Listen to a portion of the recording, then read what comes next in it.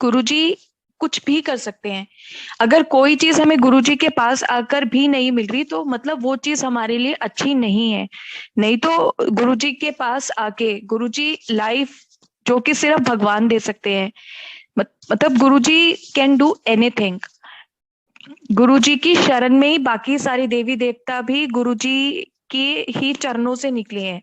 मतलब गुरुजी supreme power है। ऐसी बहुत संगत है जिन्होंने खुद देखा है कि मतलब उनको एकदम से उनकी डेथ हो गई, ऊपर गए तो वहां पे गुरुजी की बहुत ही बड़ी गद्दी है, बहुत बड़ा आसन है और सभी देवी देवता गुरुजी की शरण में बैठे हैं। और फिर गुरुजी ने उनको न्यू लाइफ दी और वापस से यहाँ पे भेज दिया न्यू लाइफ दे करके। और उन्होंने खुद ये एक्सपीरियंसेस शेयर किए हैं कि ऊपर सबसे बड़ी गद्दी गुरुजी की है। ये बात हमें मान के चलनी चाहिए कि जब जिस दिन हम गुरुजी के पास हमने जाना स्टार्ट किया है उस दिन हमारी जो भी पोजीशन है, मतलब फिजिकली, फिनेंशियली, मेंटली, जो भी हमारी पोजीशन है, गुरुजी की कृपा से गुरुजी के पास आने के बाद उसका ग्राफ हमेशा ऊपर ही जाएगा। एटलीस्ट स्टेबल तो रहेगा ही। और बाकी उस पर डिपेंड करता है कि हमारा उनके साथ क्या कनेक्शन है। हमें ये कोशिश करनी चाहिए कि हम उनके साथ डायरेक्ट कनेक्शन बनाएं। उनके और हमारे बीच कोई मीडिएटर नहीं है। हमें कुछ भी डाउट है, कुछ भी है तो डायरेक्टली हमें गुरुजी से बात करनी है। गुरुजी आज भी सुनते हैं। कई लोगों को लगता है, जो नई संगत होती है उनको लगता है कि गुरुजी अभी फिजिकल फॉर्म में नहीं है तो पता नहीं वो हमारी बात सुनते हैं या नहीं। बट जो संगत गुरुजी के फिजिकल फॉर्म के बाद भी उनसे जुड़ी है तो गुरुजी ने ही बुलाया है, वो भी इसीलिए जुड़ पाई है। गुरुजी जब फिजिकल फॉर्म में थे तब बल्कि लोगों ने उतना उनको भगवान नहीं माना जितना गुरुजी के फिजिकल फॉर्म छोड़ने के बाद लोग को रियलाइज हो रहा है कि हाँ वो सच में भगवान है। और भी भगवान, जब जो भी हम राम जी, कृष्ण जी, जिन भी भगवानों को हम जानते हैं वो सब कभी ना कभी फिजिकल फॉर्म में आए थे। और जब वो फिजिकल फॉर्म में थे तब लोगों ने उन्हें भगवान नहीं माना, लेकिन बाद में अब सब पूरी दुनिया जानती है कि वो भगवान थे। ऐसे ही गुरुजी को जब फिजिकल फॉर्म में थे तब सब लोगों ने भगवान नहीं माना, बट अब सब लोग जानते हैं क्योंकि ये सिर्फ भगवान कर सकते हैं कि फिजिकल फॉर्म छोड़ने के बाद भी उनकी प्रेजेंस हर जगह फील हो। आपको कुछ भी डाउट है, गुरुजी उसको आंसर बैक करते हैं, चाहे वो शब्द के थ्रू करें, चाहे अपनी फोटो, गुरुजी की फोटो भी बातें करती है, चाहे आपको किसी सत्संग में उसका आंसर मिले, बट गुरुजी आपसे बातें करते हैं। आपको कहीं पे भी अभी भी दर्शन दे सकते हैं। गुरुजी की फ्रेग्रेंस निकलती थी गुरुजी की बॉडी से, एक जो कि बहुत यूनिक फ्रेग्रेंस थी, वो आज भी कहीं पे भी हमें फील हो सकती है। मतलब कभी गुरुजी अपनी फ्रेग्रेंस, अपनी प्रेजेंस फील कराने के लिए, या आप कभी कोई मुसीबत में हो तब आपको अपनी फ्रेग्रेंस से ये दिखाते हैं कि हाँ तू टेंशन ना ले, मैं तेरे साथ हूँ। ये सिर्फ भगवान ही कर सकते हैं। कि एक बार क्या हुआ कि एक जगह गुरुजी गए थे तो वहां पे जैसे वाइट बेडशीट उन्होंने नीचे बिछाई हुई थी। तो बारिश हो गई बहुत, तो बाहर बहुत कीचड़ था। तो जिनके घर में सत्संग था वो सोच रहे थे कि मतलब सब लोग आएंगे तो पूरा जूते लेके आएंगे, जैसे तो पूरी बेडशीट बाहर बिछाई हुई थी उन्होंने एंट्री पे ही, तो पूरा वहां पे खराब हो जाएगा। तो जब आए तो गुरुजी एकदम फटाफट चले और नीचे बिल्कुल क्लीन। तब ध्यान से लोगों ने देखा गुरुजी के जो चरण है वो जमीन पे नहीं लगते थे, गुरुजी के पैर हमेशा जमीन से ऊपर रहते थे।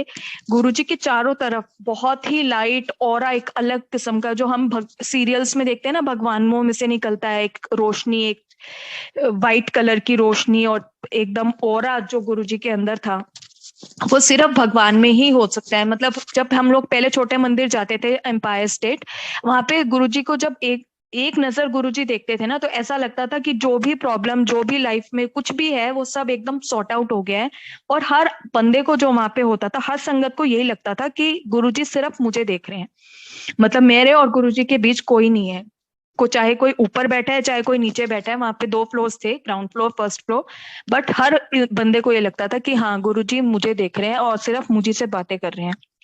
जबकि गुरुजी किसी से भी एक वर्ड भी नहीं बोलते थे। गुरुजी बहुत कम बोलते थे, जब किसी से बात करनी होती थी तब खुद ही बोलते थे। आप ऐसा नहीं है कि जाके कुछ भी बात करने लग जाओ। मेरी लाइफ का सबसे गोल्डन डे था 28 जनवरी 2006, जब हमने गुरुजी के पास फर्स्ट टाइम हम लोग गए। एक अंकल मेरे पापा के फ्रेंड थे, तो 2-3 साल से बोल रहे थे कि गुरुजी हमारे भगवान हैं, आप एक बार चलिए उनके दर्शन कीजिए। मतलब आप वहां जाएंगे तो आपको कुछ करने की फिर जरूरत नहीं पड़ेगी। बट हमें लगता था कि सब गुरु एस्ट्रोलॉजर्स टाइप ही होते हैं, और मतलब भगवान तो कैसे हो सकते हैं, भगवान तो हो ही नहीं सकते। तो इस चक्कर में हम 2 3 साल हो गए थे, वो अंकल कह रहे थे, बट हम नहीं गए। बट उस दिन क्या था, संडे का दिन था और गुड़गांव में फर्स्ट टाइम एनुअल सत्संग हुआ था। तो उन्होंने बोला, उनके 2 3 फोन आए। तो हर फोन पे पापा कहते चलो देखते हैं, चलो देखते हैं। फिर एक बार जब फोन आया तो उन्होंने बोला गुड़गांव में ही है, आपके घर के पास ही है, और आज तो संडे भी है, तो आप वैसे ही आ जाइए घूमने के हिसाब से, आपको नहीं अच्छा लगा नेक्स्ट टाइम मत आइएगा। तो फिर हमें लगा हाँ बात तो सही है, चलो वैसे ही चलते हैं। और ये भी था कि मतलब पापा को लग रहा था कि पापा का फ्रेंड है, तो चलो उसके फ्रेंडशिप के नाते चलते हैं। तो मैं, भाई, मम्मी, पापा, हम लोग चारों गए। हम जब वहां पे एंटर हुए, गुरुजी ने हम पे एक नजर जो डाली ना, मतलब उस दिन से हम गुरुजी के हो गए। मतलब उन्होंने एक नजर उन्होंने देखी, उनकी आईज में एक अलग ही एक ओरा, मतलब उन्होंने एक नजर से अपना बना लिया हमें उसी पल, और हमें उसी टाइम, जबकि हम कुछ नहीं जानते थे, हम गए भी मतलब उस इंटेंशन से थे कि बस हम फटाफट जाएंगे, लंगर भी नहीं करेंगे और घर आ जाएंगे। लेकिन वहां जाके हमें लगा कि हाँ ये सच में भगवान है। मतलब बिना कोई एक्सपीरियंस हुए, बस एक गुरुजी ने जो हमें नजर डाली ना, और उनमें से जो हमें एक ओरा दिख रहा था उस टाइम पे, उसी पल से हमें ये हो गया कि हाँ ये भगवान है और हमें यहीं जाना है और हमें अब कहीं नहीं जाना। मतलब हमारे घर में सभी भगवान जियों की मूर्तियां हुआ करती थी, और मतलब पापा तो हनुमान चालीसा का पाठ और पता नहीं क्या क्या करते थे। लेकिन गुरुजी के पास जाने के बाद हमें घर में, अपने पूजा घर में और हर जगह, हर फोटो में गुरुजी दिखने लगे। और उस दिन हम बिल्कुल लास्ट तक बैठे, हमने लंगर भी किया, और हमारा घर वापस आने का मन नहीं हो रहा था। मतलब हमें इतना अच्छा लगा। फिर जब हम घर आए, घर पे हमें हर जगह गुरुजी की फ्रेग्रेंस फील हो रही थी। फिर जिन अंकल के थ्रू गए थे, हमने उनसे पूछा तो उन्होंने बोला बस आपका कनेक्शन बन गया है, तो आप मतलब अगर आपको मन है आगे जाने का गुरुजी के पास, तो अब गुरुजी छोटे मंदिर बैठते हैं एम्पायर स्टेट। तो हमारा तो बहुत मन था, हमें तो मतलब उस दिन ये रियलाइज हो गया था कि बस अब हमें यहीं जाना है और कहीं नहीं जाना। तो हमने नेक्स्ट टाइम हुआ कि छोटे मंदिर जाना था। तो बच्चे अलाउड नहीं थे, मैं और भाई उस समय छोटे थे। तो मम्मी पापा छोटे मंदिर गए। जैसे ही फर्स्ट डे जब माथा टेका पापा ने, तो गुरुजी ने बोला आओ कंपनी सेक्रेटरी। अब पापा एकदम से शॉक हो गए कि मैंने तो गुरुजी को कुछ बताया भी नहीं, गुरुजी ने मुझसे कुछ पूछा भी नहीं। और जिन अंकल के थ्रू गए थे, इवन उनको भी नहीं पता था कि पापा ने सीए और सीएस दोनों किया हुआ था, लेकिन वो सिर्फ पापा को एज अ सीए ही जानते थे। उन्हें भी नहीं पता था कि पापा ने सीएसपी किया हुआ है। तो मतलब पापा को लगा कि कैसे पता गुरुजी को ये चीज। तो पापा ने बाद में बाहर आके उन अंकल से पूछा, तो उन अंकल ने बताया कि गुरुजी को कुछ बताने की जरूरत नहीं है। आज अगर आप यहाँ हो तो वो मेरे बुलाने से नहीं हो, गुरुजी का बुलावा आया आपको, अब इसलिए अब आप कनेक्ट हो रहे हो। मैं, मेरे आने से आना होता अब तो 2 3 साल पहले जब मैं आपको कह रहा था आप तभी आ चुके होते। तो हमें खैर बहुत अच्छा लगा। फिर मम्मी पापा जब घर आए, उनके कपड़ों में से गुरुजी की इतनी फ्रेग्रेंस आ रही थी, मतलब इतनी फ्रेग्रेंस आ रही थी, हम मम्मी का दुपट्टा लेके जब जब मम्मी पापा जाते थे ना, मतलब इतनी फ्रेग्रेंस आती थी, जैसे ही हम दरवाजा खोलते थे कपड़ों में से फ्रेग्रेंस आती थी, और हम मम्मी का दुपट्टा लेके बैठ जाते थे। अगले 2 4 दिन तक इतनी खुशबू रहती थी हमारे घर में। फिर एक दिन क्या हुआ कि बैठे बैठे पापा जैसे शेयर मार्केट का काम करते थे उस टाइम पे, तो एकदम से बहुत ज्यादा लॉस हो गया। तो घर पे ही बैठ के मम्मी गुरुजी से मन में बात कर रही थी कि गुरुजी कुछ परमानेंट जुगाड़ अगर हो जाता तो ज्यादा अच्छा था, बच्चों के आगे एडमिशन्स भी हैं, और मतलब बहुत जबरदस्त लॉस हो गया है। तभी पापा को वहीं घर पे बैठे बैठे ही within half an hour एक कॉल आया, एक ऑफर दी पापा को काम करने के लिए एज अ कंपनी सेक्रेटरी। अब उन्होंने पापा से कुछ नहीं पूछा ना, नॉलेज कितना है, क्या कब वर्क एक्स कितना है, कुछ नहीं पूछा, सीधा ऑफर दे दिया। अब हमें लग रहा था पता नहीं एकदम से ऑफर कैसे आ गया, मतलब कुछ भी नहीं, ना कहीं अप्लाई किया, ना कहीं रिज्यूमे भेजा, कुछ भी नहीं किया। अब उस दिन हमें छोटे मंदिर जाना था। तो मन में ये सोच के गए थे मम्मी पापा कि आज गुरुजी से एक बार पूछ लेंगे ज्वाइन करने से पहले, क्योंकि हमने कुछ मतलब कहीं अप्लाई नहीं किया, पता नहीं कभी ऐसा ना हो कि फेक हो क्या हो। तो फिर जाके जब गुरुजी के पास गए, मम्मी पापा की पहले टर्न आई, पापा से तो बिल्कुल बोला ही नहीं गया, गुरुजी के से पूछा ही नहीं गया। फिर मम्मी ने बड़ी हिम्मत लगा के मम्मी ने बोला गुरुजी, तो गुरुजी ने बोला ज्वाइन करो। फिर मम्मी को लगा मैंने पूरा तो बोला ही नहीं, इनको कैसे पता। तो फिर मम्मी ने फिर वापस बोलने की कोशिश की, गुरुजी आज इनको।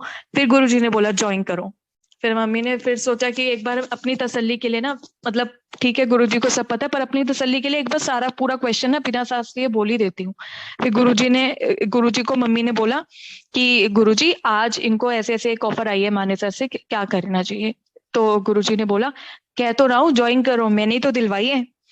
तो मतलब गुरुजी ने ही दिलवाई थी, और गुरुजी को बिना सुने पूरा क्वेश्चन सब पता है कि आपके मन में क्या चल रहा है क्या नहीं।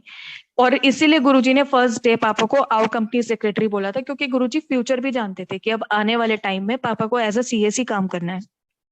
तो ये है गुरुजी का कि आपके ऊपर कोई भी अगर प्रॉब्लम आने वाली होती है तो उससे पहले ही गुरुजी उसका सॉल्यूशन भी रेडी रखते हैं।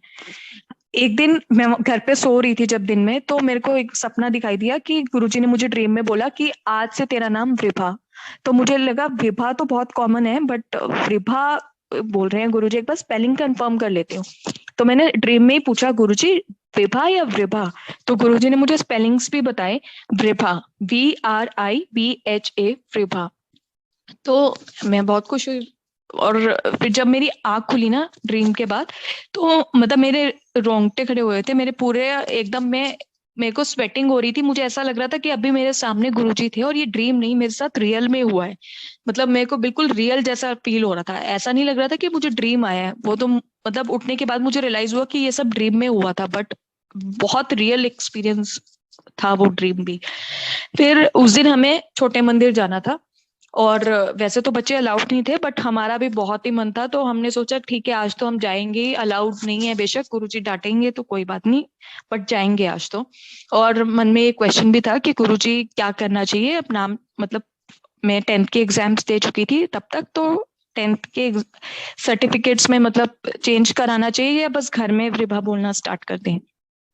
तो हम जब गुरुजी के पास गए तो ऐसे मन में क्वेश्चन था, तो मम्मी जैसे पूछने को हो रही थी, बट उससे पहले गुरुजी ने बोला नेम चेंज कर दो। तो हमें क्लियर हो गया कि अब हमें नेम चेंज करना है। फिर पापा मेरे स्कूल में गए, मतलब नेम चेंज के जो भी डॉक्यूमेंट्स थे प्रिपेयर करके, और प्रिंसिपल से मिले, उनको बोला कि आप ये फॉरवर्ड कर दीजिए, हमें नेम चेंज करना है।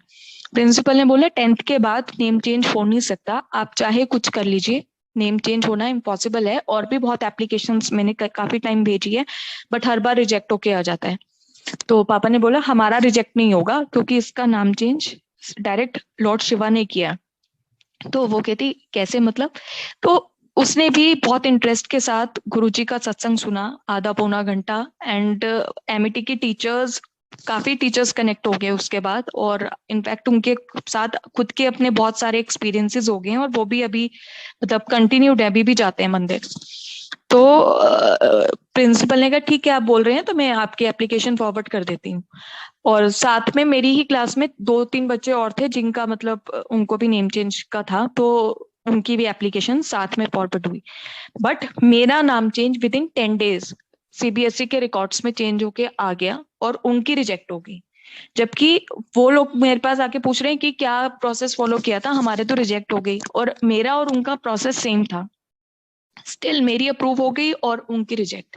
तो ये ऐसा क्यों हुआ? सिर्फ इसलिए कि जो चीज गुरुजी ने कह दी है वो होके रहेगी, उसमें कोई भी किसी तरह का ऑब्स्टेकल, कुछ भी, मतलब कोई कितनी कोशिश कर ले वो चीज रुक नहीं सकती। जो गुरुजी ने अपने अपने मुंह से बोल दिया कि ये होगा, वो होके रहेगा।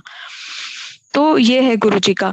मतलब मुझे तो गुरुजी ने कहीं पे भी मैं स्टकअप होती थी, या कहीं पे भी जैसे पब्लिक ट्रांसपोर्टेशन में ट्रेवल कर रही हूँ, मुझे कहीं पे कुछ ऐसा वैसा लगा, या कभी भी मेरे को किसी भी चीज की प्रॉब्लम, या इवन घर में भी मेरे को गुरुजी अपनी fragrance time to time feel कराते थे। मतलब बीच में तो ऐसा टाइम था एक बार कि मम्मी खाना भी बनाती थी ना, तो खाने की में से भी मुझे खाने की खुशबू के बजाय गुरुजी की फ्रेग्रेंस आती थी। हर जगह गुरुजी की फ्रेग्रेंस आती थी मेरे को। उसके बाद मेरा 12th के एग्जाम के बाद मतलब बीकॉम ऑनर्स करने का मन था दिल्ली यूनिवर्सिटी से, लेकिन अब हुआ क्या कि मेरे 12th में मार्क्स आए 86.25%। तो अब बीकॉम ऑनर्स के लिए कट ऑफ हाई जाती है, बट फिर भी मैंने खैर फॉर्म्स वगैरह भर दिए। और फिर जब कट ऑफ डिक्लेयर हुई तो मैत्री कॉलेज का कट ऑफ निकला 86%। अब 86% पे, और मेरा 86.25, तो एडमिशन हो गया। अब एडमिशन जब हो गया उसके बाद फर्स्ट डे वहाँ की जो हेड मिस्ट्रेस थी उन्होंने बताया कि बाय मिस्टेक दिल्ली यूनिवर्सिटी की हिस्ट्री में ऐसा फर्स्ट टाइम हो रहा है कि 89 का 86 हो गया। एक्चुअल कट ऑफ 89 निकलना था जो कि बाय मिस्टेक पब्लिश हो गया 86 पे, और अब हम उसको वापस नहीं ले सकते बिकॉज कॉलेज की और यूनिवर्सिटी की रेपुटेशन एट स्टेक हो जाती है फिर। और इस वजह से मतलब उन्होंने 3-4 सेक्शंस और बनाए, क्योंकि 12th में तो 0.25 से ही कितने बच्चे और मतलब एडमिट हो जाते हैं। तो ये है गुरुजी का कि मेरे 86.25 थे तो उसको 89 का 86 कर दिया, और सिर्फ मुझे बचाने के लिए, मेरा एडमिशन कराने के लिए, ना जाने और कितने बच्चों का मतलब और एडमिशन हो गया साथ में। उसके बाद गुरुजी ने मेरा एमबीए में भी एडमिशन कराया। उसमें क्या हुआ था कि मेरे कैट का स्कोर आया था 79 परसेंटाइल, और तब ऑनलाइन कैट फर्स्ट टाइम हुआ था तो काफी इश्यूज थे तो मेरा कम रह गया। अब 79 परसेंटाइल पे तो अच्छा कॉलेज तो खैर मिलना ही नहीं था, बट नॉर्मल से कॉलेजेस में भी नहीं हो रहा था। तो अब ये था कि प्राइवेट यूनिवर्सिटीज में भी एमिटी चलो रिप्यूटेड है तो एमिटी में ट्राई करते हैं, बट वहां भी नहीं हो रहा था। इन द मीन टाइम मेरे ब्रदर का 12th के रिजल्ट्स आए थे, उसने उसमें टॉप किया। तो अब वहां की जो चेयरपर्सन थी उनका कॉल आया पापा के पास, तो कॉन्ग्रेचुलेट करने के लिए। तो उन्होंने बाइक मतलब मेरा भी क्योंकि स्कूलिंग एमिटी से था, उन्होंने मेरा भी वैसी मतलब डिस्कशन हो गई, तो पापा ने बताया कि इसका एमबीए में एडमिशन नहीं हो पा रहा है एमिटी में, कैट का परसेंटाइल इसका कम आया है। तो उन्होंने बोला कोई बात नहीं, आप मेरा नाम लेके जाइएगा, हो जाएगा एडमिशन। अब मतलब गुरुजी ने कैसे ये कराया कि भाई ने टॉप किया, हेडमिस्ट्रेस का कॉल आया और मेरा एडमिशन के लिए बात हो गई। बट मुझे मन में ये था कि मेरे को मेरिट पे जाना था। ठीक है, मतलब गुरुजी तो मेरा एडमिशन करा देंगे, बट मन में एक चीज, अब मेरिट पे गए हो तो एक अलग सेटिस्फेक्शन और खुशी होती है और अदरवाइज अलग होती है। आपको तो पता ही होता है ना कि हाँ मैं मेरिट पे नहीं गया हूँ। तो अब मैंने मैट का भी एग्जाम दिया हुआ था जो कि मेरा मतलब ओके टाइप्स हुआ था, बट उसमें पता नहीं मेरा परसेंटाइल आया 99.9 परसेंटाइल। तो 99.9 परसेंटाइल आ गया और मेरा मैट के बेसिस पे रूटीन में एडमिशन हो गया एमिटी कॉलेज में। गुरुजी का ये है कि मतलब गुरुजी ने मुझे दिखाया कि देख, जब तू एलिजिबल नहीं हो रही थी तभी भी मैं तेरा एडमिशन करा देता एमबीए में, और अभी जब तू चाह रही थी कि मैं एलिजिबल हो जाऊं और तेरा मेरिट पे हो, तो उसके लिए भी मैंने तेरा स्कोर मैट में उस हिसाब से करवा दिया। तो आपके मन की जो छोटी छोटी विशेष, या मतलब मेरे लिए ये बहुत बड़ी बात है बट उनके लिए ये बहुत छोटी है, एडमिशन कराना उनके लिए तो मतलब ये बहुत ही छोटी चीज है, और हम लोगों के लिए, हमारे लिए बहुत बड़ी। अब जब कॉलेज में एडमिशन के बाद होता है कि प्लेसमेंट कमिटी पेरेंट्स को घुमाते हैं कैंपस, तो रूटीन में जैसे घुमा रहे थे तो उन्होंने बोला कि यहाँ पे बैंक ऑफ बड़ौदा भी आती है। मेरा शुरू से मन था कि मुझे बैंक में जाना है, फाइनेंस प्रोफाइल में। तो हम खुश हो गए कि हाँ चलो बैंक आता है यहाँ पे, और सिर्फ एक ही कंपनी का नाम लिया उन्होंने, बैंक ऑफ बड़ौदा। अब जब प्लेसमेंट का टाइम आया उस टाइम पे एक कंपनी आई एमएनसी रिवेल करके, और उसमें मैं मेरा सिलेक्शन भी हो गया, लेकिन क्योंकि वो एमएनसी थी यूएस से, उनके कुछ क्लियरेंसेस पेंडिंग थे तो ऑफर लेटर इशू नहीं किया था उन्होंने। तो अब रूल ये था कि एक कंपनी से ऑफर लेटर आते ही आप दूसरी कंपनी में फिर नहीं बैठ सकते। तो मेरा वहां पे सिलेक्शन होके पर ऑफर लेटर होल्ड पे था, तो मैं आगे बैठ सकती थी। तो अब in the mean time bank of Baroda भी आ गई कॉलेज में। अब मैंने उसमें अप्लाई किया, सारा स्क्रीनिंग वगैरह सब कुछ हो गया, इंटरव्यू वगैरह। अब एक दिन मेरे को सुबह मॉर्निंग में ड्रीम में गुरुजी ने दिखाया कि आज बैंक ऑफ बड़ौदा का रिजल्ट आया है और 3 बच्चों का सिलेक्शन हुआ है जिसमें कि एक मैं हूँ, और सबसे ऊपर मेरा नाम है। अब और मैं जैसे ही रिजल्ट आया ना तो मैं एकदम से मंदिर जा रही हूँ गुरुजी को थैंक यू बोलने। तो जैसे ही मेरी आंख खुली तो मुझे ऐसा लगा कि मेरे को रेडी होके मंदिर ही जाना है। फिर मुझे रियलाइज हुआ कि नहीं, अभी तो रिजल्ट आएगा, अभी तो मुझे कॉलेज जाना है। तो ऐसे मुझे क्लियर ड्रीम दिखाया गुरुजी ने। फिर जब मैं कॉलेज गई उस दिन सच में रिजल्ट आया, 3 बच्चों का सिलेक्शन हुआ और सबसे ऊपर मेरा ही नाम था। मतलब और एकदम से फिर जो कंपनी जिसका ऑफर लेटर होल्ड पे था उसका भी आ गया कि ऑफर लेटर सेम डे उसका भी आ गया और इसका भी आ गया। तो अब ये गुरुजी का करिश्मा है कि उस टाइम पे बहुत जबरदस्त वाला रिसेशन था जब ये मेरा प्लेसमेंट का टाइम चल रहा था। मतलब बच्चों को सबको ये था कि एक जगह भी प्लेसमेंट हो जाए तो बहुत ही बड़ी बात है। उतने बड़े सेशन के टाइम में भी गुरुजी ने मुझे 2 ऑफर्स दिलवाए, और बैच साइज भी, जबकि एमिटी में इतना बैच साइज बहुत ज्यादा होता है, तो यही होता है कि हमें लगता है कि हमारा कैलिबर या हमारी कैपेबिलिटी से हो रहा है। हमारी प्रॉब्लम ये होती है कि अगर कुछ अच्छा होता है ना, तो हमें लगता है कि ये हमारी वजह से हो रहा है, हमारी कैपेबिलिटीज अच्छी है, हमारी क्वालिफिकेशन अच्छी है, इसलिए हो रहा है। और कुछ बुरा होता है तो हम गुरुजी को एकदम से ब्लेम कर देते हैं कि गुरुजी ऐसे क्यों नहीं हो रहा, जबकि होना उल्टा चाहिए। कितनी ही कैपेबिलिटी, कितना ही कुछ हो, डॉक्टर भी दवाई देता है तो असर वो तभी करती है जब गुरुजी की उसमें ब्लेसिंग हो। तो ये गुरुजी का है कि अगर तू किसी भी नॉर्मल कॉलेज में पढ़ ले या टॉप कॉलेज में पढ़ ले, एवरेज एवरेज कॉलेज में पढ़ ले, रिसेशन के टाइम पे पढ़ लो, कहीं पढ़ लो, अगर गुरुजी ने आपका प्लेसमेंट कराना है तो वो कराना ही है। और अगर नहीं होना है तो फिर आप चाहे टॉप कॉलेज में भी पढ़ लो, तभी भी नहीं होगा।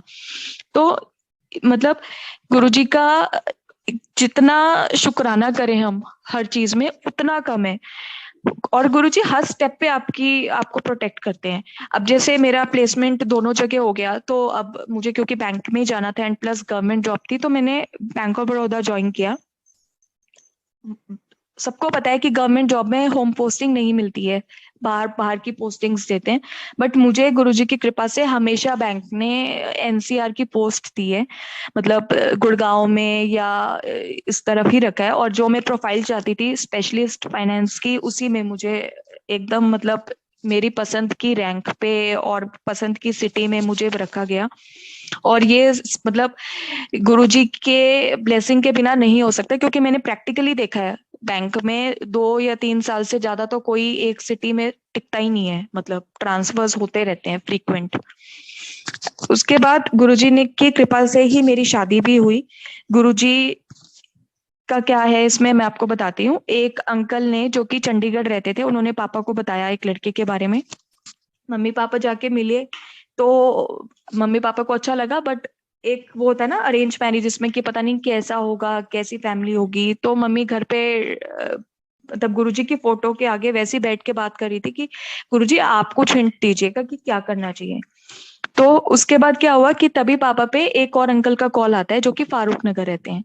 मतलब एक अंकल जो फारूक नगर रहते हैं और एक अंकल जो कि पहले जिनका मैंने बताया वो चंडीगढ़ रहते थे, दोनों एक दूसरे को नहीं जाते जानते, और दोनों एक डिफरेंट आइडेंटिटी है, मतलब एकदम। तो जो फारूक नगर वाले अंकल थे, उन्होंने भी पापा को बोला मैं एक प्रोफाइल नोट करा रहा हूँ आपको, तो आप एक बार नोट कीजिए।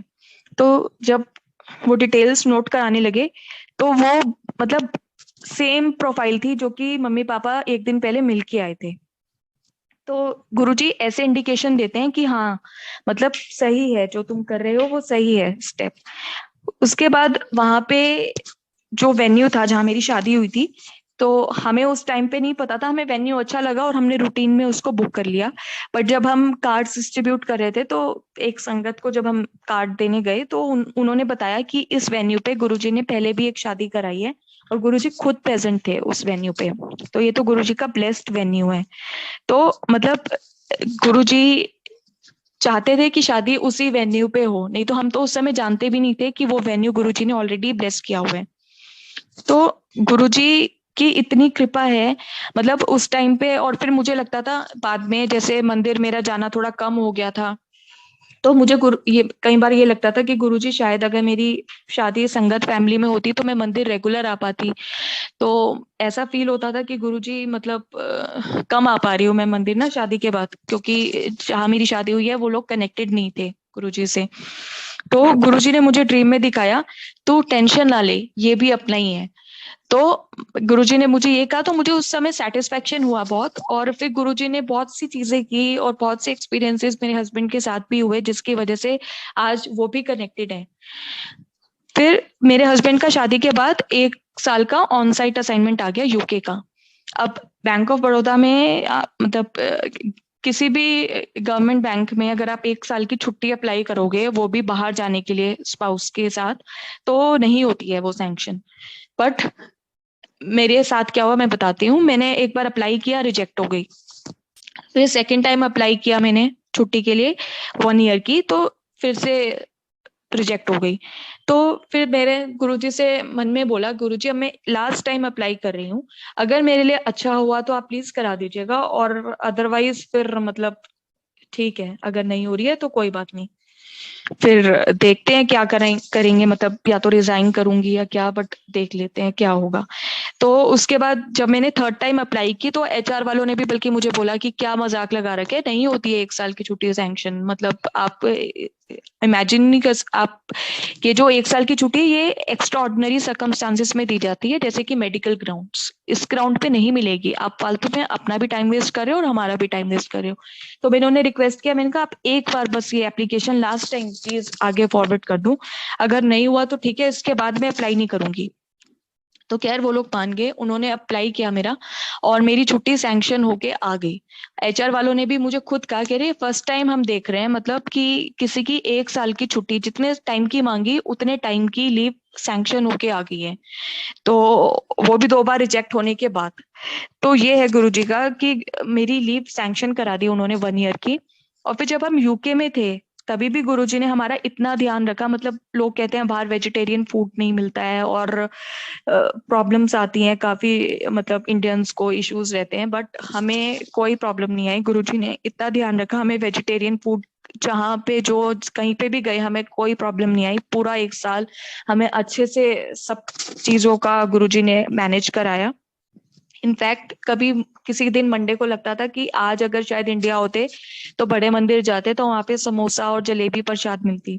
तो कई बार हम मंडे को अगर कहीं बाहर गए ना तो हमें कहीं शॉप कहीं ना कहीं दिख जाती थी कि वहां पे समोसा और जलेबी बन रही होती थी। तो मतलब हर चीज का ध्यान रखा है गुरुजी ने, हमें ऐसे लगा ही नहीं कि वहां पे मतलब हमें किसी चीज की कोई प्रॉब्लम आ रही हो। उसके बाद फिर जब हम 1 साल के बाद इंडिया आ गए तो मैंने वापस ऑफिस ज्वाइन बैक किया और वहां पे फिर प्रमोशन एक्सरसाइज निकली। अब प्रमोशन एक्सरसाइज में मैंने अप्लाई कर दिया, तो सबने बोला तू तो टाइम वेस्ट करिए, 1 साल की छुट्टी के बाद आने के बाद प्रमोशन थोड़ी ना होता है, तेरा तो होने का मतलब ही नहीं है, और मतलब वेस्टेज ऑफ टाइम है। बट मैंने स्टिल अप्लाई किया प्रमोशन के लिए। और हुआ क्या फिर कि रेटिंग होती है जो ईयर एंड रेटिंग, मतलब जिन लोगों ने पूरे 1 1 साल काम किया था उन लोगों की रेटिंग कम आई, और मैंने जो 1 महीना पहले ही ज्वाइन बैक किया था मेरी रेटिंग उनसे ज्यादा आई, और मेरा प्रमोशन हो गया स्केल 1 टू स्केल 2। और मतलब सब लोग हैरान थे, जिन जो लोग 1 साल से काम कर रहे थे उनका प्रमोशन नहीं हुआ पर मेरा प्रमोशन हो गया। वो लोग बल्कि मुझे बोलने लगे कि तेरा तो बहुत यार बहुत जबरदस्त जैक है, तेरा तो मुझे लगता है कि ईडी से मिनिमम जान पहचान है ही। तो मैं उनको कहती थी, मैंने कहा ईडी से नहीं है, मेरी डायरेक्ट लॉर्ड शिवा से जान पहचान है, अगर तुम्हें भी चलना है तो मेरे साथ चलना। तो बल्कि उन्हें लगता था कि पता नहीं क्या बोल रही है ये। बट गुरुजी का यही है कि किसी से जान पहचान की जरूरत नहीं है, कोई जैक नहीं चाहिए कहीं पे, क्योंकि हमारा जैक तो सबसे बड़ा जैक है, गुरुजी का जैक। फिर हम लोग पहले नोएडा रहते थे, फिर दिल्ली में शिफ्ट हो गए, बट वहां से बड़ा मंदिर काफी दूर पड़ता था। तो ये सोचती थी मैं कि अगर मतलब गुरुजी पास में हो ना मंदिर के तो थोड़ा मंदिर मिस नहीं हो, रेगुलर रहे। हालांकि हम वहां से जाते थे मंदिर, बट जैसे होता है ना एवरी वीक वाला नहीं हो पा रहा था। तो गुरुजी ने क्या किया कि मेरे हस्बैंड का पहले टेक महिंद्रा में थे, वहां से आईबीएम में कराया, आईबीएम गुड़गांव में। और उसके बाद धीरे धीरे फिर नोएडा से दिल्ली, दिल्ली से गुड़गांव बुला लिया। और फिर गुरुजी की कृपा से मतलब हम रेगुलर हो गए बड़े मंदिर, क्योंकि गुड़गांव से तो मंदिर भी पास है, प्लस गुड़गांव में सत्संग भी बहुत होते हैं, मंथली सत्संग, एनुअल सत्संग। तो मतलब फिर से जैसे है ना एक क्योंकि मंदिर जाके या गुरुजी का सत्संग सुन के एक जो पॉजिटिविटी आती है ना, मतलब वो हम एक्सप्लेन नहीं कर सकते। आप कितना ही डिप्रेस्ड हो, कितना ही कुछ प्रॉब्लम हो आपकी लाइफ में, लेकिन एक बार मंदिर में माथा टेक के एक जो एनर्जी आती है ना वो मतलब अनएक्सप्लेनेबल है। उसके बाद हम लोग फैमिली प्लान कर रहे थे, बट हमें 1.5 2 साल हो गया था, मैं कंसीव नहीं कर पा रही थी। तो बहुत डिप्रेशन में चली गई थी मैं।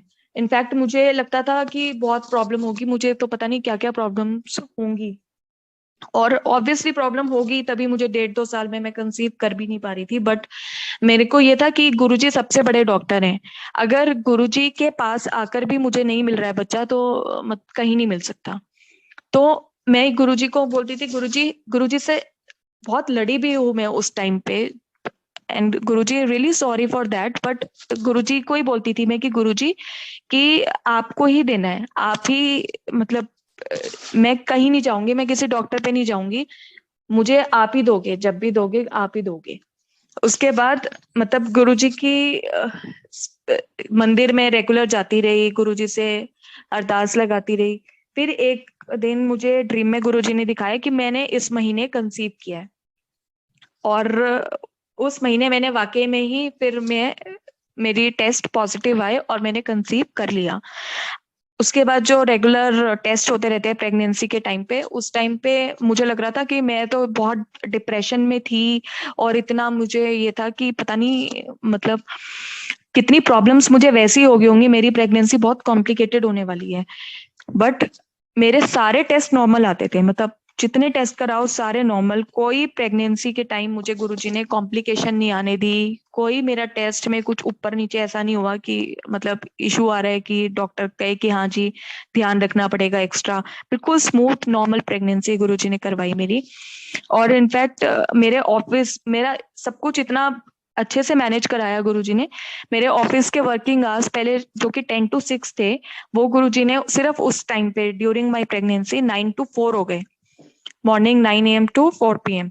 और मैं टाइम से घर आ जाती थी, मतलब उस सिर्फ उस टाइम पे हुए, मतलब प्रेगनेंसी से पहले भी मेरे 10 to 6 थे और उसके बाद भी 10 to 6 हो गए।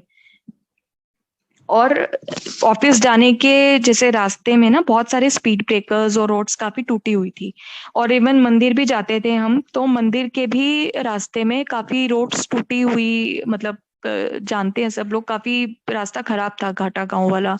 तो हम मतलब जाते तो थे ही, अब मंदिर भी मैं रेगुलर जाती थी और ऑफिस भी जाना ही होता था। बट गुरुजी ने उस टाइम पे मैंने जितनी रोड्स बनते हुए देखी है ना, मतलब सिर्फ मंदिर जाने में और ऑफिस जाने में सारी रोड्स बनवा दी, जो जो रास्ते में मेरे आती थी ना रोड्स, गुरुजी ने सारी रोड्स बनवा दी। और मुझे कोई प्रॉब्लम नहीं होनी थी किसी भी तरह की।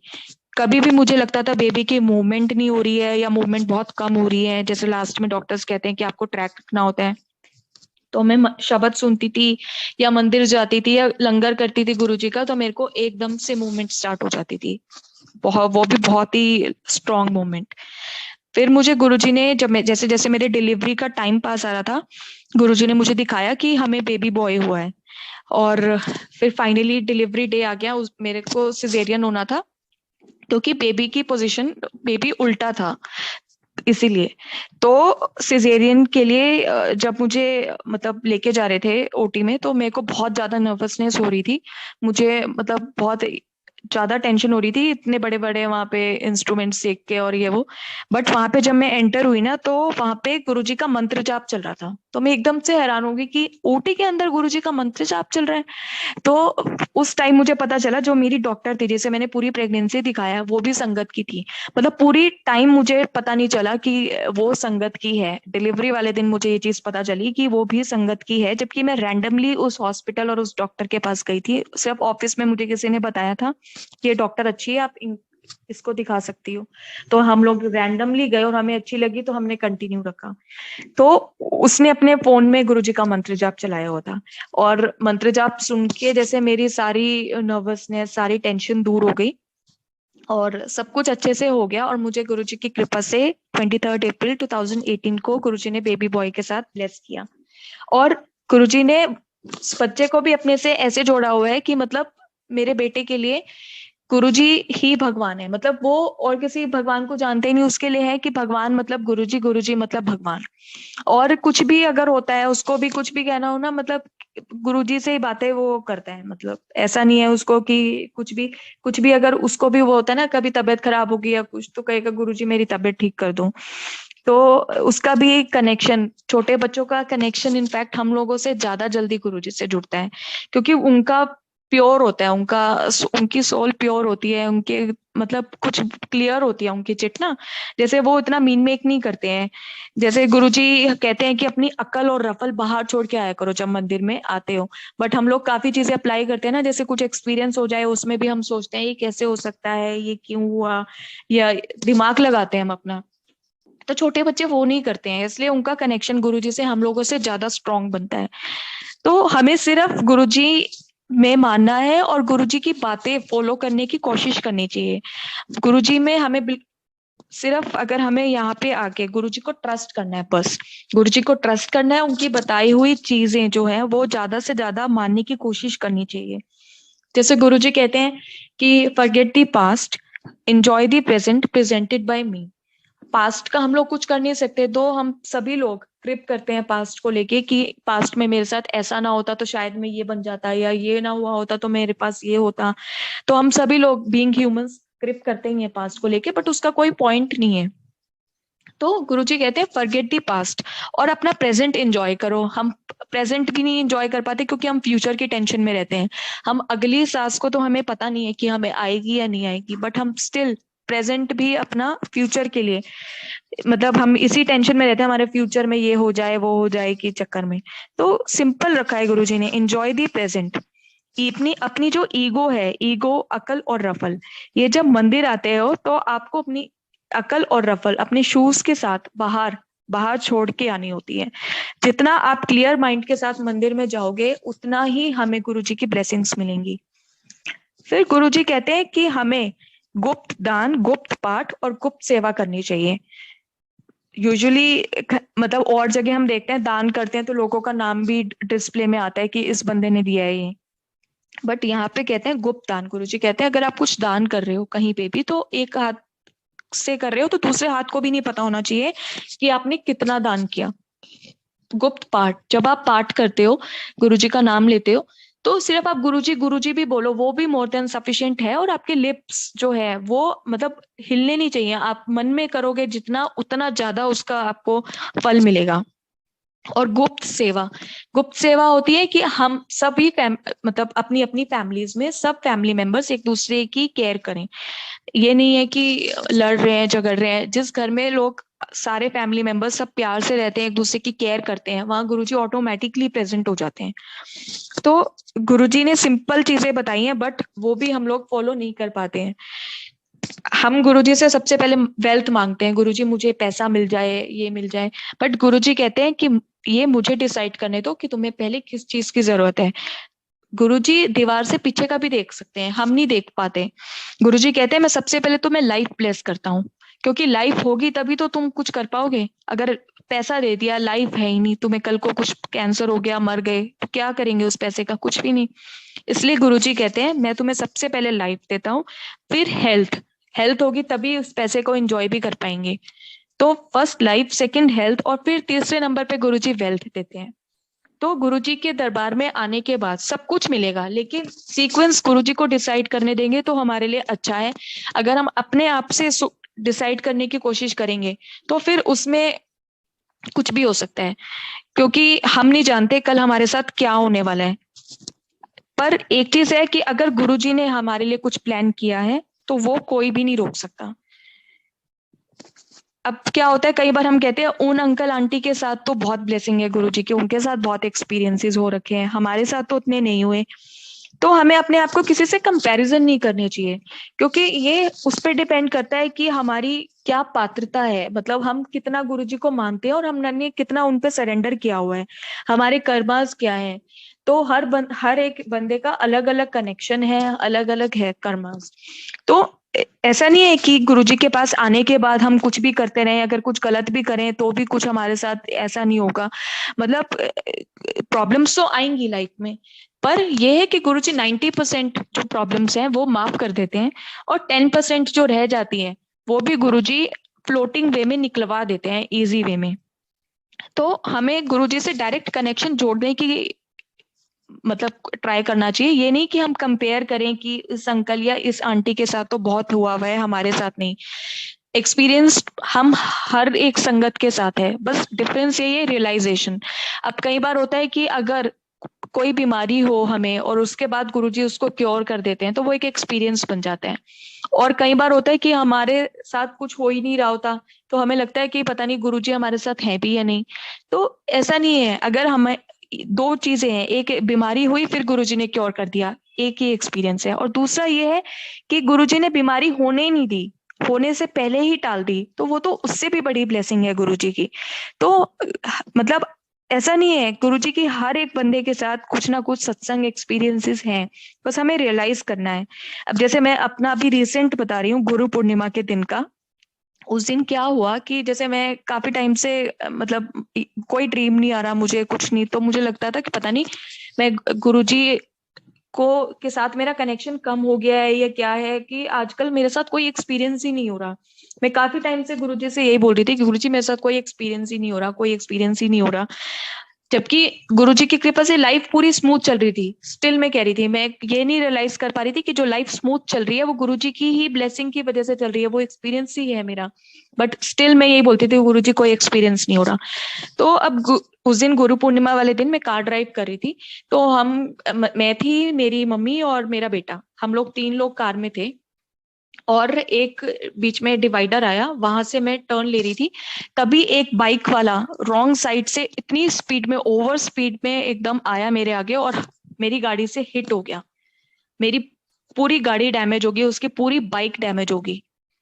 बट ये गुरुजी की इतनी बड़ी ब्लेसिंग हुई उस दिन हमारे ऊपर कि हम लोग 3 लोग जो हमारी मेरी कार में थे और 2 लोग बाइक पे थे, हम लोग 5 लोग, 5 लोगों को गुरुजी ने लाइफ उस दिन ब्लेस की। मतलब हम 5 में से किसी को भी कुछ भी हो सकता था, क्योंकि गाड़ी पूरी तरह डैमेज होगी, उनकी बाइक पूरी तरह डैमेज होगी, उनके हेलमेट इधर उधर गिर गए थे। बट गुरुजी की कृपा से हम 5 को कुछ भी नहीं हुआ। गुरुजी ने इतना उस दिन बचाया। तो ड्राइव तो मैं और भी बहुत पहले करती थी, पर कभी मेरा एक्सीडेंट नहीं हुआ। क्यों? क्योंकि गुरुजी बचाते होंगे मुझे कई बार, लेकिन मुझे वो कभी रियलाइज ही नहीं हुआ कि ड्राइविंग गुरुजी ने मुझे सिखाई और कभी एक्सीडेंट नहीं होने दिया इतने ट्रैफिक में। वो गुरुजी की इतनी बड़ी ब्लेसिंग है। बट क्योंकि मैं कब से बोलती थी गुरुजी कोई एक्सपीरियंस ही नहीं हो रहा, एक्सपीरियंस ही नहीं हो रहा, इसलिए गुरुजी ने मुझे वो उस दिन एक एक्सपीरियंस करके दिखाया। मतलब अनएक्सपेक्टेडली बिल्कुल एकदम से एक्सीडेंट हुआ। बाइक वालों ने भी अपना गलती मानी कि हाँ जी हमारी वजह से हुआ। पुलिस भी वहीं पे बैठी हुई थी, पुलिस वालों ने भी उनको बोला कि इनकी गलती थी, या उनको काफी सुनाई। बट बात ये नहीं है, बात ये है कि गलती किसी की भी हो, चाहे गलती मेरी हो चाहे उनकी हो, अगर मेरी गाड़ी से उनको भी कुछ हो जाता तो लाइफ ऐसी चीज है, मतलब अगर उनकी भी लाइफ को कुछ हो जाता ना, तो मैं कभी पूरी जिंदगी एक रिग्रेट, एक गिल्ट में जीती कि मेरी वजह से किसी की जान चली गई, किसी की फैमिली खराब हो गई परमानेंटली। तो लाइफ तो हम लोग, हमारे हाथ में बिल्कुल हमारे बियॉन्ड कंट्रोल है, सिर्फ ये गुरुजी के हाथ में है लाइफ। उस दिन गुरुजी ने, गुरु पूर्णिमा वाले दिन हम 5 लोगों की जान बचाई। मतलब बता नहीं सकती मैं आपको कितने ज्यादा मैं एकदम से टेंशन में आ गई थी। मुझे लग रहा था कि पता नहीं 5 लोगों में से किसी ना किसी को तो कुछ हो ही ना गया हो। बट थैंक्स टू गुरुजी कि हम सब गुरुजी की कृपा से एकदम ठीक रहे। तो गुरुजी के एक्सपीरियंसेस हम सबके साथ हैं। तो हम कभी ये ना कहें गुरुजी को, जो गलती मैंने की कि गुरुजी को बार बार बोले कि कोई एक्सपीरियंस नहीं हो रहा। एक्सपीरियंस हर एक के साथ है, बल्कि हमें एक कभी शांति से बैठ के एक बार सोचना चाहिए कि क्या क्या हो रहा है हमारे साथ। अगर हमारी लाइफ स्मूथ चल रही है, या हम कोविड, इतना बुरा टाइम हम सब लोगों ने देखा है, कोविड के टाइम में भी अगर हम लोग आज सेफ हैं, साउंड हैं, तो ये सब गुरुजी की कृपा से हैं। गुरुजी के बड़े मंदिर में हमें कोशिश करनी चाहिए कि जितना हो सके हम जाएं वहां पे। मतलब बड़े मंदिर में हमने ऐसे ऐसे एक्सपीरियंसेस देखे हैं। एक बार न्यू ईयर का फंक्शन होना था, तो वहां पे उससे पहले ओले गिर रहे थे। तो ओले जैसे यूजुअली तो राउंड राउंड होते हैं, बट वहां पे इतने अलग अलग शेप्स के थे। जैसे किसी पे जलेबी बनी हुई थी, किसी पे हाफ मून, किसी पे गणेश जी, सारे ओलों पे अलग अलग कुछ कुछ बना हुआ था। तो हमने इतने डिफरेंट ओले कभी नहीं देखे ये। पर सिर्फ मंदिर की बाउंड्री में हो रहा था, मतलब हम लोग वहीं पे थे, तो हम लोगों ने ये करा कि बाहर जाके देखे चलो मंदिर के बाहर कैसे पड़ रहे हैं। तो बाहर गोल गोल पड़ रहे थे, सिर्फ मंदिर की बाउंड्री के अंदर ये डिफरेंट डिफरेंट शेप्स के ओले पड़ रहे थे। फिर एक बार हमने बाहर जो शिवलिंग है, ऊपर बड़े मंदिर के ऊपर जो बहुत बड़ा शिवलिंग है, उसकी जो थर्ड आई है, वहां से हमारे सामने अमृत निकला था एक बार बैसाखी के फंक्शन पे। और उसमें से गुरुजी की इतनी ज्यादा खुशबू आ रही थी, मतलब इतनी फ्रेग्रेंस थी। वो सब हम वहां पे उस समय जितनी भी संगत प्रेजेंट थी, सबको थोड़ा थोड़ा प्रसाद की फॉर्म में मिला। और मतलब क्लीनिंग हो रही थी शिवलिंग की, all of the sudden third eye से जो है अमृत निकलने लगा बहुत सारा। मतलब फर्स्ट टाइम हमने ऐसा देखा। फिर एक बार होली पे देखा हमने, होली पे अंदर बड़े मंदिर में शिव जी की मूर्ति है एक, तो उसमें कलर्स आने स्टार्ट हो गए। जैसे नेल्स पे पिंक आ गए, जटाओं जो होती हैं शिव जी की उस पे ब्लू कलर आ गया, तो ऐसे जगह जगह मतलब कलर्स आने शुरू हो गए होली के टाइम पे।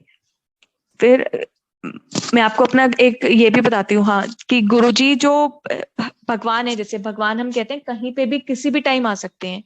तो अब एक बार मैं घर पे जब सो रही थी रात में, एकदम से मैंने आईज ओपन की अपनी, तो मेरे लेफ्ट हैंड साइड में जैसे अलमीरा है वैसे तो, बट अलमीरा की जगह गुरुजी थे, और गुरुजी में से इतनी सारी लाइट्स निकल रही थी, बहुत सारी लाइट्स। मतलब हम देख के, मेरी मेरी जो आईज थी, मैं एकदम देखती रह गई और एकदम स्टैचू जैसे बन गई। मैं सोच रही थी कि उठ के गुरुजी के चरण छू लूं, या मतलब उठूं मैं अपने बेड से, लेकिन मैं गुरुजी को ना टच कर पाई, कुछ भी नहीं कर पाई। मुझे गुरुजी ने एकदम स्टैचू कर दिया जब तक गुरुजी वहां पे थे। मतलब मैंने क्लियरली देखा है, ये खुली आंखों से गुरुजी ने मुझे बंद घर में दर्शन दिए। एक बार मैं बताती हूँ आपको, हमारे घर में मंथली संगत था, सत्संग था, मंथली सत्संग। तो क्या हुआ कि इडली प्रसाद जैसे बनाया था। अब इडली प्रसाद, जैसे जितने लोगों को हमने इनवाइट किया था सत्संग के लिए, तो उतने लोगों के हिसाब से बना दिया था। अब थोड़ा से एक्स्ट्रा रख करके, बट जितनी संगत आई ना, वो मोर देन डबल आ गई। अब मम्मी पापा टेंशन में आ गए कि जितना प्रसाद था उससे डबल, मोर देन डबल अगर संगत आ गई है, तो अब प्रसाद कैसे डिस्ट्रीब्यूट करेंगे मतलब। तो हमें तो स्टार्टिंग में ही इस चीज की टेंशन होगी कि प्रसाद शॉर्ट पड़ेगा। उस टाइम गुरुजी कहते थे कि जब भी आपका मंथली सत्संग होता है, तो आपको एक मीठा, एक नमकीन और एक चाय प्रसाद रखना है। तो ये वाला था मंथली सत्संग का ना। तो उसमें जो नमकीन वाला था, इडली प्रसाद, वो शॉर्ट था। अब हम टेंशन में घूम रहे थे, तो एक अंकल थे वहां पे, उन्होंने बोला कि आप क्यों टेंशन में हो, ये गुरुजी का सत्संग है, गुरुजी ने संगत भेजी है एक्स्ट्रा, जिन लोगों को आपने बुलाया भी नहीं, या जिन लोगों को आप जानते भी नहीं, वो भी आए हैं जब सत्संग में। तो इसका अरेंजमेंट तो गुरुजी देखेंगे कि कैसे प्रसाद डिस्ट्रीब्यूट होगा। तो मतलब उनकी बात हमें सही लगी। तो हम फिर चुपचाप अपना शब्द चल रहे थे बैठ के, एक्सपीरियंसेस शेयर हुए, सब जब हो गया और प्रसाद डिस्ट्रीब्यूशन स्टार्ट हुआ, तो मतलब हम बस जो बहुत बड़ा भगोने में जिसमें इडलीज रखी थी, ले लेकर बांटने लगे, डिस्ट्रीब्यूट करते गए, और गुरुजी ने इतना बढ़वा दिया कि सारी संगत को प्रसाद मिला। इनफैक्ट कुछ के जैसे कुछ लोग आए कि बच्चों के लिए, घर के लिए दे दीजिए, तो उनको भी प्रसाद मिला। नीचे हमने गार्ड को या जिनको भी देना था, मतलब लास्ट इडली लास्ट बंदे को मिली। गुरुजी ने प्रसाद इतना बढ़ा दिया और उस हिसाब से करा दिया कि लास्ट बंदे को लास्ट प्रसाद मिला। और ऐसा भी नहीं रहा कि किसी ने घर के लिए मांगा हो तो हमने मना करना पड़ा हो कि नहीं, हम फिनिश हो गया या कुछ भी, ऐसा कुछ नहीं रहा।